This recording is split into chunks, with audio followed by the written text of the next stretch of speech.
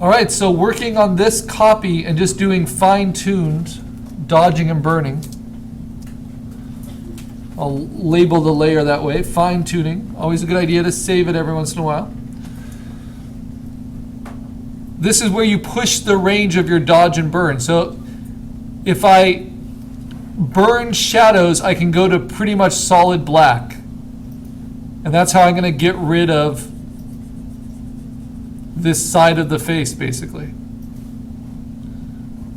It's so extreme, but it's what is there in my portrait that I'm trying to match. It makes the shadows just so dark.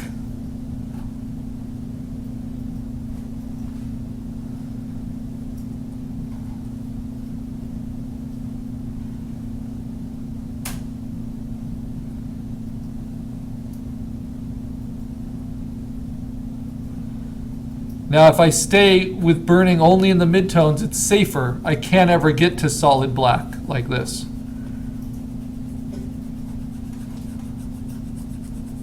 But by pushing it into the shadow range, I am able to go to solid black.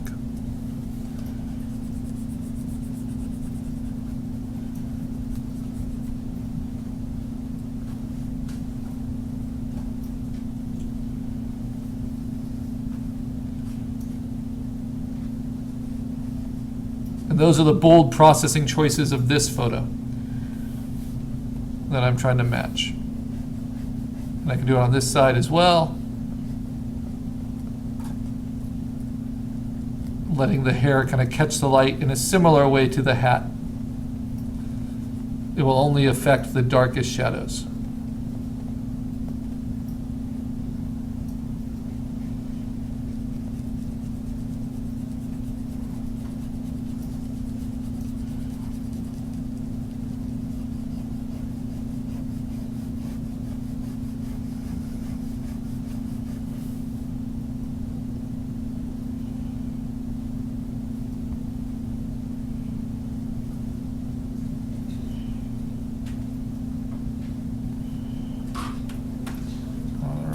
Next.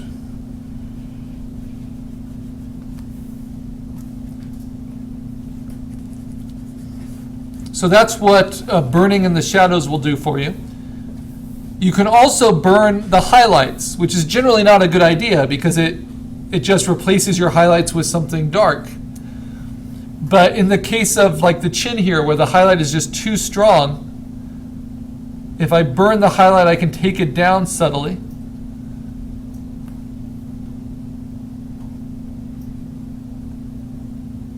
And that will help.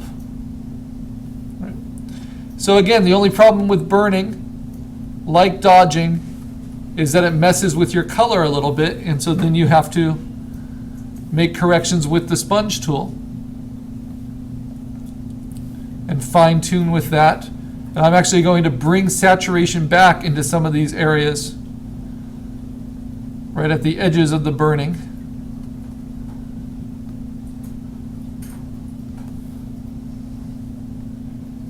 Just a little bit over a broader brush.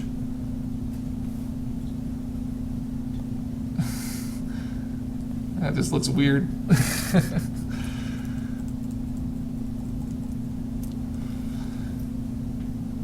Okay. So these are our fine-tuned dodging and burning. Getting closer and closer all the time.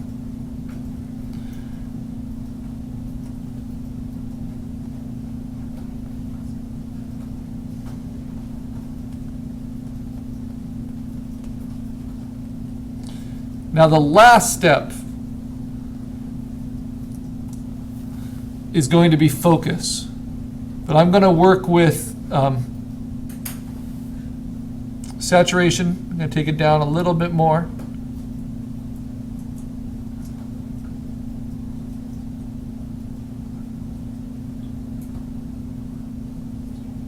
And with color balance, I'm going to work with that a little bit.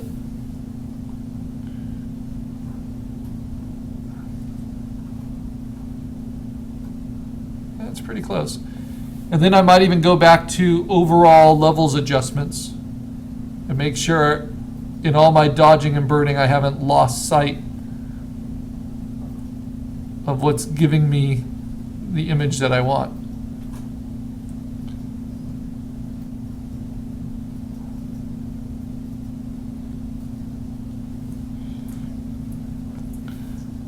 You also can do fine tuning with your dodge tool. So we talked about dodging the highlights. I can brighten this eye.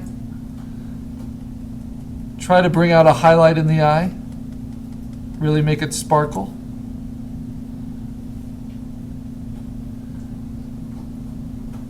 Again, you want to keep your exposures really low and your brush very soft.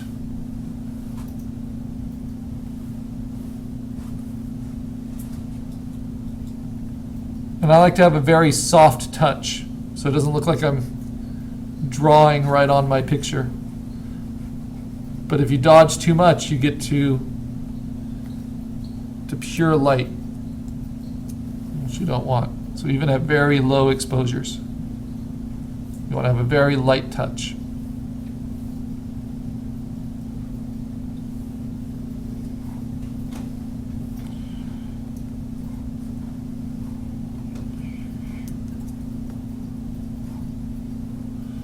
Okay, so as we do these things, I can even dodge in the shadows. This is like burning in highlights if I'm really targeted about it. So if I want to bring out this eye and any color in the exposure, there is color in that eye. I just have to really dodge it out of the shadows. And then the midtones as well. Kind of bring that out.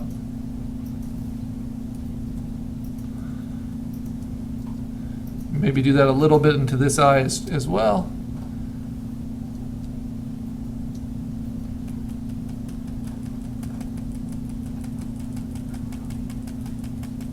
Bring out those midtones and dodge the shadows.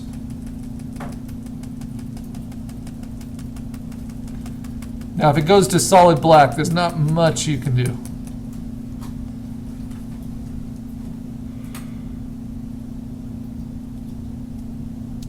Okay. So after dodging and burning, all that's left is getting your focus pools to work. And remember, Photoshop is not good at adding focus. But what you can do is take one of your original exposures, especially the one that you optimized, and you can bring it over the top, and you can try a blending mode, like overlay, to bring some of that original focus back. See? To kind of sharpen some of those details. Then I just need to adjust that color a little bit.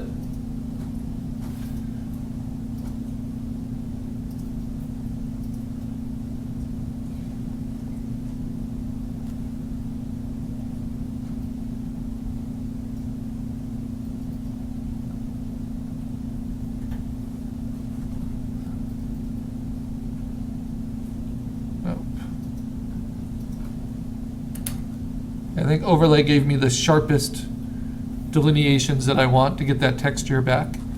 Because often when we dodge and burn, we're blurring it too much, especially with our soft brush. So now I just want to adjust these colors. And its saturation, mostly saturation, to match what I want.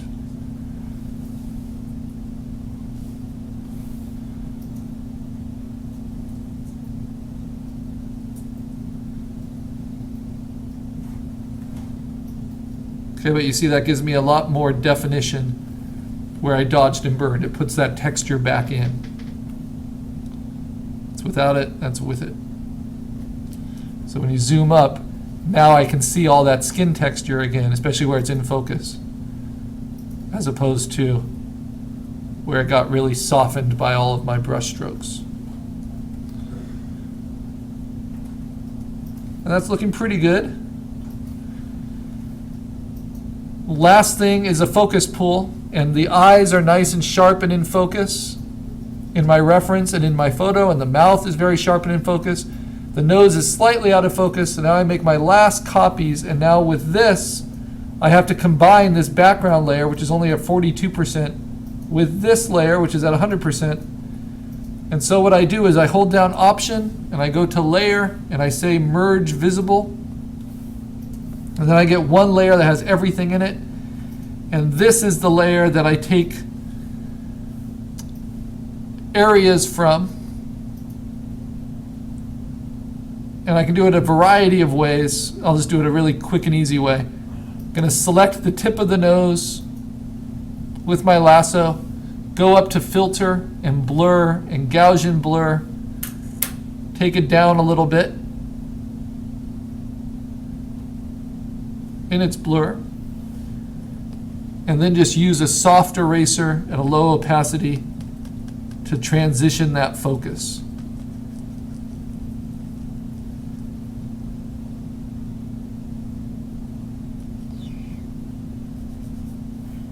Then I can always play with the opacity of it too, just generally. So, to blur out the tip of the nose there, just the tiniest bit. The rest of it is pretty much focused as the picture. The edge of the ear, the edge of the hair, all slightly blurred. The edge of the shirt. And that's pretty good. Sure, it could be improved, but that's what we've got. To do anything drastic like change eye color, you have to get into kind of special effects, which would be like doing an overlay layer where I lighten and I just paint. And I could take a color and paint it into the eye.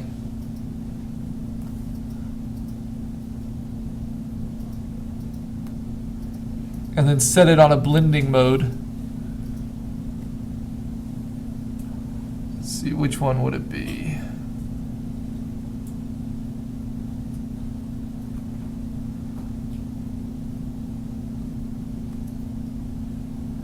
That would color it for me, kind of like that.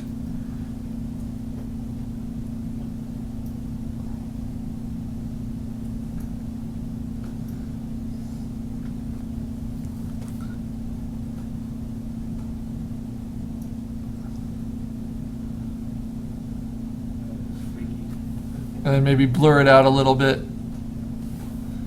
to give you blue eyes. That was freaky. Haven't you always wanted blue eyes? But those are special effects. So I'm going to keep it in the realm of photography without doing that. But of course, that opens up all kinds of possibilities. We could always change those to kind of brownish eyes with hue saturation. Photoshop gives us control of every pixel.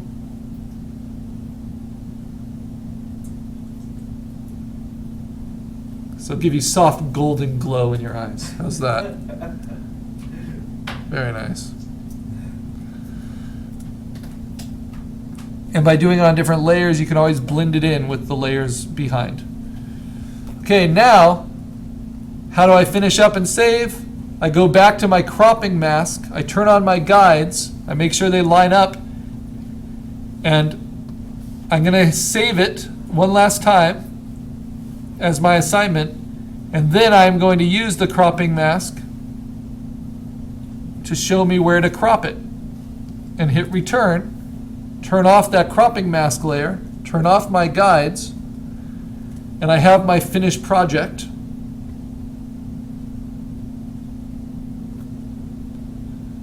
That I will save now. I don't want to save it as a Photoshop after I've cropped it. Just right before. And now I'm going to save that as a JPEG, and that's what I will upload to PhotoBucket.